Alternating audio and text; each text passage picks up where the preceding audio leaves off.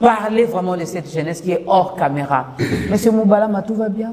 Oui, merci beaucoup, tout va bien, on est là, je fais grâce. Merci pour l'invitation ce matin afin de parler de la République de façon républicaine. De façon républicaine aussi. De façon républicaine. C'est vrai qu'on suit avec un grand intérêt cette semaine. Beaucoup d'ONG, Amnesty International, Human Rights Watch, tout ça qui reviennent sur la situation qui se passe à l'Est. C'est pour ça qu'on parle même de qualification ou requalification, parce que certains qui pensent qu'il y a quand même tentative d'extermination des Hutus. C'est là qu'on ira vers le génocide, à un moment controversé ou génocauste, prenez ça comme vous voulez. Mais la fin, c'est que au même moment, on est en train de vouloir qualifier ces choses-là, mais on nous recommande quand même la justice, on nous recommande ce que nous, on doit faire, créer aussi une certaine, c'est le mot qui va revenir d'ici là. Donc c'est ça notre sujet du jour. Merci madame. Comment est-ce que vous le prenez? Moi je pense que par rapport à ce que nous vivons dans notre pays, il n'y a pas autre mot pour qualifier ce que nous vivons. Il y a un génocide bien organisé dans notre pays. Et cela a commencé depuis... Bien organisé par les Congolais ou s'il vous plaît, par... Oui, je vais y arriver. Et cela a commencé depuis 1993. Parce qu'il faut limiter dans l'espace les crimes que nous avons connus dans notre pays. Il y a le crime qui part de 1993 en 2003, couvert par les rapports mapping. Et quand vous suivez, vous lisez ce qui s'est passé, par exemple, dans le Fizi Baraka, dans le territoire de Fizi, il y a eu la politique d'exterminer des groupes ethniques, des groupes religieux, comme par exemple le Malkia Oubembe, c'était toute une église qu'on avait massacrée. Et les éléments qui permettent de qualifier d'un crime de génocide, c'est quand on vise un groupe ethnique, un groupe religieux.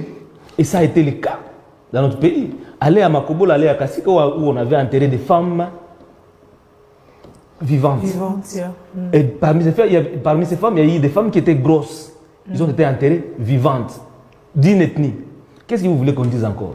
Et le rapport a été retracé. Et les acteurs de ces crimes-là sont cités. Sont connus.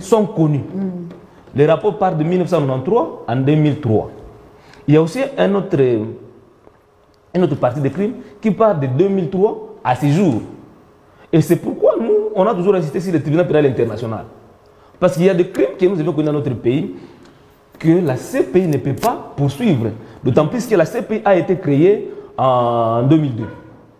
Ouais. Les actions de la CPI ne sont pas rétroactives, ne peut pas suivre. Mais le tribunal pénal international peut suivre tous ces crimes-là, de 1993 en 2003.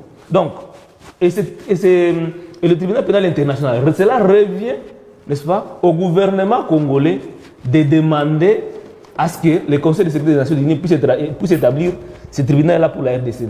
Et il y a des cas aujourd'hui dans le monde, à Kosovo, après la guerre civile à Kosovo, il y a eu le tribunal pénal international pour la Kosovo et a produit des effets. Et cela a facilité de consolider la paix au Kosovo. Au Rwanda, en 1994, où on parle de 600 000 à 800 000 morts. Après, le gouvernement rwandais avait demandé le tribunal pénal international. Et jusqu'à aujourd'hui, 30 ans après, ça continue à produire des effets parce qu'il y a des Rwandais qui continuent à être poursuivis, qui sont cités dans les génocides. Un vieux de 75 a été arrêté à Paris récemment. Pourquoi pas la RDC? Mais également, de 2003 à ce jour, les rapports existent, différents rapports existent de ces pays, de différentes organisations des droits humains, comme Human Rights Watch, et comme ça, y compris aussi la Fondation Panzi, de Mukwege qui a fait des rapports, il y a des preuves qui sont là. Mais ça revient au gouvernement congolais de demander à ce que le tribunal pénal international soit établi, ainsi que la mise en œuvre des actions de la CPI. Mais il y a des limites. Il y a des